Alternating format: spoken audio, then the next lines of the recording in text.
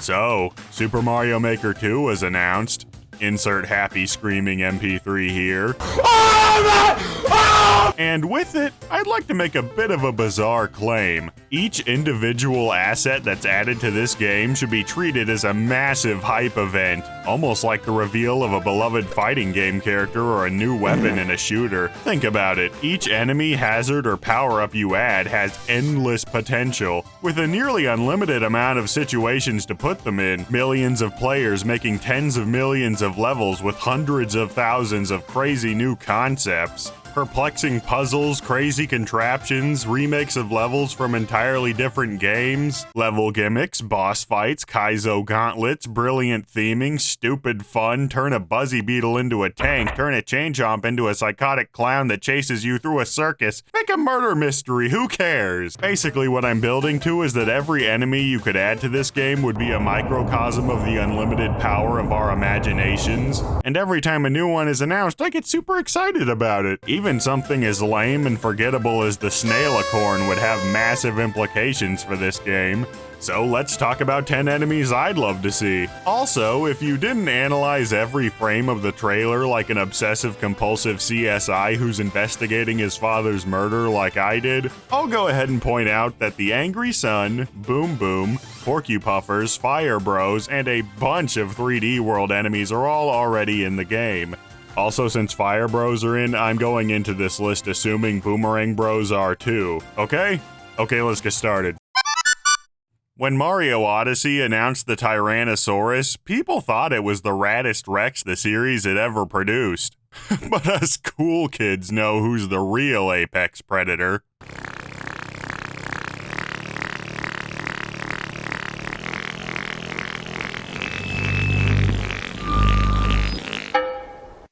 Okay, the Rex from Super Mario World is a lot more charming than intimidating, but gosh, they sure do try.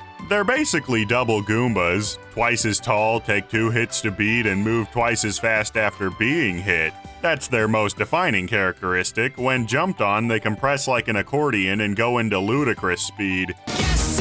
Inevitably, these Dragon Tales rejects became quite the fan favorite, I've noticed. After all, they're really goofy and memorable, and some of the first enemies you run into in Super Mario World. But despite that, their appearances have been incredibly limited, so I think Nintendo would do well to give these guys another chance in the spotlight. They deserve it at this point. Mario Maker 2 already has quite a few 3D World enemies in it, including most of the really good picks, so this ended up being the only one to actually make it on the list. The lovable Flopter.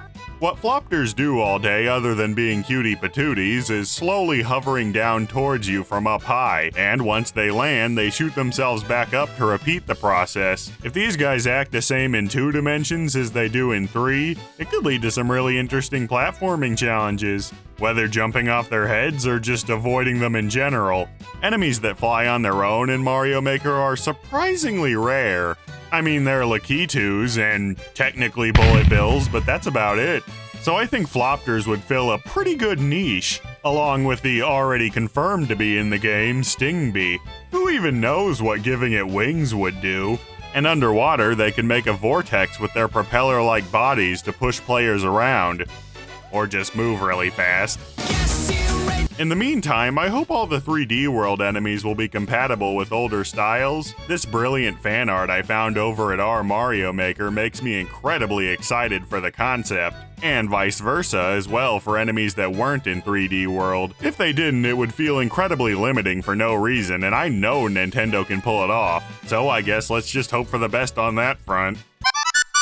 The new Super Mario Bros. Series has a bit of a bad habit of leaning way too hard on recycled concepts from older games, but that's just common knowledge at this point. What isn't a common opinion, however, is that I think the new Super Mario Bros. Series has some cool original enemies in it. Case in point, the Bramball. These things are incredibly unique. There's no other enemy quite like it, wobbling forward with its suction cup feet like a depressed Slinky.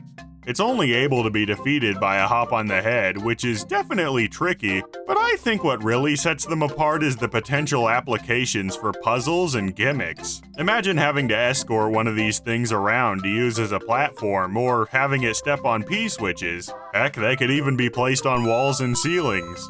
Meanwhile, YouTubers like Sieve Gaming could probably program a calculator with this thing. Of course, this enemy is so unique that implementing it would be pretty challenging, but I think the payoff would be massive.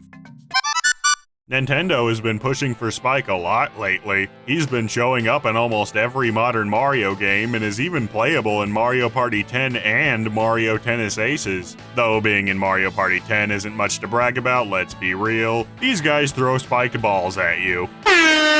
Back in Super Mario Bros. 3, the balls defied the laws of physics and traveled straight at you horizontally. But in the new series, they act more like you would expect. These spike balls are huge and affected by gravity, rolling along slopes and cliffs. So now that slopes are actually a thing in Mario Maker, you can bet that these guys would fit in perfectly. It's frankly an obvious choice. Also, ideally, spikes would come with the bonus of being able to be transformed into stone spikes. These guys stand in place and throw their rocks straight downward, going through the platform they're standing on and bouncing on the one after that. A simple design, but it would have a truckload of great uses.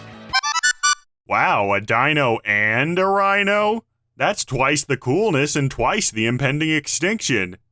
I'm sad now. These big lugs chase Mario around, unlike your typical enemies, and can even make small jumps to continue the hunt. Their imposing size and immunity to fireballs makes them a force to be reckoned with. Imagine the terror of a Dino-Rhino stampede with like 10 of these things chasing you down. Or give one a mushroom and make an entire level based around getting away from it. But really, this is all just scratching the surface. If you hop on a Dino-Rhino, the real magic happens.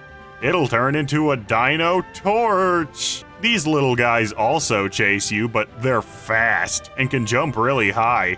Not only that, but just getting near one is a massive hazard since they can breathe fire, either vertically or horizontally. That's why they're called Dino Torches. If these guys were in Mario Maker, you'd probably be able to choose which one you start with, or it would be a Hammer Bro, Sledge Bro situation, but I definitely prefer the former. As far as sheer versatility goes, Chargin' Chucks knock it out of the park. Sports jokes. These guys can take a ton of hits, and in Mario World alone, there are 8 different varieties of them. Lookout Chucks, Confused Chucks, Passin' Chucks, Clappin' Chucks, Splittin' Chucks, Diggin' Chucks, Bouncing Chucks, and Whistling Chucks. They kick around footballs, try to catch you when you jump over them, charge through blocks, and dig up rocks. Also, some of them throw baseballs for some reason. Honestly, Chargin' Chucks might be some of the harder enemies to implement because of that fact. Not the baseball part, I mean all the forms. I mean, how would you even swap between them all? How would you tell them apart? And you'd have to do a ton of work to make them compatible with all the other styles too. It's one of the few enemies that wasn't rehashed in the new Super Mario Bros. Series, so you'll have to make all this in 3D as well. I'd guess most of the types would be exclusive to the Mario World theme, while the other ones got only 1 or 2 to compromise. Either way, it'd take a lot of work, but it would definitely be worth it. Chain chomps are pretty intimidating, right? Well, what if we got rid of the chain, gave it the ability to fly, and then for good measure we granted it the power of pyromancy? That's the Flame Chomp. Introduced in Super Mario Bros. 3, these enemies fly around the screen and shoot fireballs at wherever you're standing. They can be hopped on and defeated fairly easily, but they're glass cannons whenever they're on screen. And mixed with precarious platforming, it's kind of a little bit of a nightmare.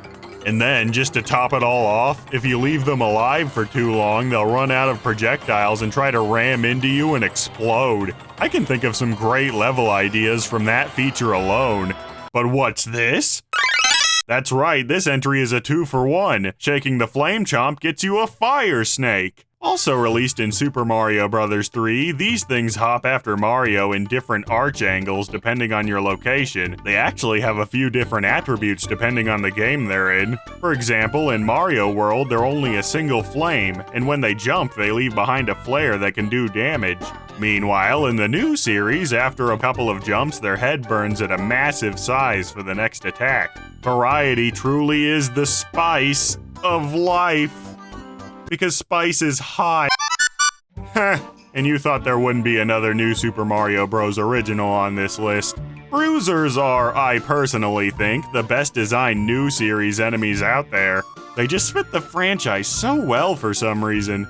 Also, I just find them really funny. Like, all the other ghost-type enemies are all spooky and ooh. Meanwhile, Bruiser over here is screaming swear words while trying to cave your skull in with his bare hands. When you get too close to one, they go completely berserk and chase after you, destroying any block or enemy that gets in their way. Could you imagine a giant one of these things? Yikes. Not to mention that you gotta hit them on the head 3 times to beat them for good. But on the brain side of things, rather than brawn, Bruisers would make for a pretty good puzzle-solving tool. Like the ability to lure it around and break blocks and beat enemies alone could spiral into thousands of different challenges. Personally, I'd be a bit of a fan. I'm not quite sure why, but I just love Pokeys. Introduced in Doki Doki Panic and later integrated into the Mario series at large, these spiky chaps have become a series mainstay. Honestly, I was pretty shocked when they weren't in the original Mario Maker, but now that the desert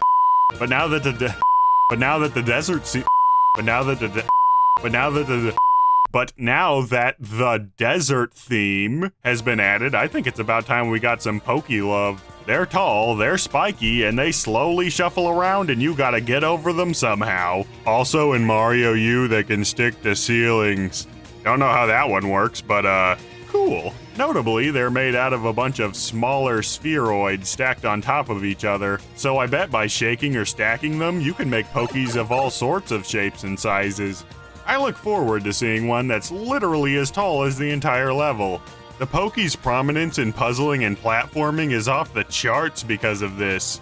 Like, maybe there are a few of them in a row and you gotta destroy a bunch of their segments in order to make a staircase. Or maybe a key-holding enemy is on top of a really tall Pokey, and the only way to get it down is by destroying enough segments by throwing Koopa shells and letting them bounce back and forth. Pokeys are kinda crazy if you think about it. Consequently, taking out your average Pokey can be tricky depending on what you have available. If you have a Yoshi though, eating these guys one chunk at a time is surprisingly satisfying. And also very disturbing sounding when I say it out loud. Literally every Mario enemy to ever exist. Seriously, I'd be happy no matter who they add. Regardless though, I'd like to give a special shout out to the Hucket Crab, who was incredibly close to getting on this list, but I'm incredibly indecisive, so... Anyways, if there are any enemies I didn't mention, or you can think of some cool uses for enemies I did mention, feel free to say whatever in the comments. Ah, the Koopalings. During the Wii U era of Nintendo, these little turds were overexposed to such a massive extent that everyone began to despise them. They were pretty much shoehorned into just about every Mario game at the time, and it was mostly the really mediocre ones. But, all that considered, I think the Koopalings aren't a lost cause, because they would be absolutely perfect for Mario Maker. Bosses could be pretty limited in the first game. You got Bowser, Bowser Jr., but that's pretty much it. In Mario Maker 2, they're adding Boom Boom, and that's a big step up. But I think they could go even further. The sprite and model work is mostly already done. Mario 3 has them, Mario World has them done if you let them act as they did in that game. Or give them a bit of retooling, but you know, the base is still there. Obviously they're in the new series, and then you could take the models, tweak them a little bit, and put them in the 3D world style. These 7 characters alone could explode the amount of variety in your average Mario Maker level. Wendy's rings, Lemmy's bouncy balls, Iggy's mental psychosis, and then being able to make them bigger, give them wings, put them in a clown car. The possibilities are nearly limitless, and that's not even taking into account the fact that they might act differently in different game styles. Even if they became a symbol of laziness in their later years, the Koopalings are a massive part of the history of 2D Mario, and they would make Mario Maker 2 a much, much better game just by showing up. Oh, the irony. So yeah, that was interesting. Let's hope this Koopaling redemption arc actually comes true one day. Now all Nintendo has to do is retool the play part of the game, and I think we'll have a title that'll be played for decades to come. Or at least until they announce Mario Maker 3.